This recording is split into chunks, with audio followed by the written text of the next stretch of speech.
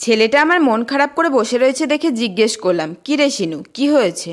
না মাম্মা, কিছু না। জানিস শিনু, মা বাবা হচ্ছে বন্ধুর মতো, মা বাবার কাছে কিছু লুকাতে নেই।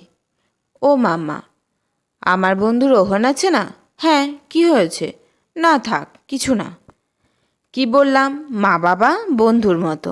মাম্মা, রোহান জানো আজ স্কুলে টিফিন নিয়ে গেছিল এক ধরনের রোল মিষ্টি, খেতে খুব টেস্টি ছিল, কিন্তু যেহেতু টিফিন তাই সকলেই অল্প করে পেয়েছি। ওইটুকু করে মিষ্টি খেয়ে ছেলেটার যে আমার মন ভরেনি, মা হয়ে তা আমি বুঝতেই পেরেছিলাম, কিন্তু আমি যে নিরুপায়, ছেলেটাকে যে একটু মিষ্টি বানিয়ে দেবো, বাড়িতে তো সেরকম কোনো জিনিসপত্র নেই। আজ আবার হাজবেন্ডেরও বাড়ি আসতে অনেক দেরি হবে, তাই উপায় না পেয়ে নিজেই চলে গেলাম দোকানে, যদি রোল মিষ্টি পাই।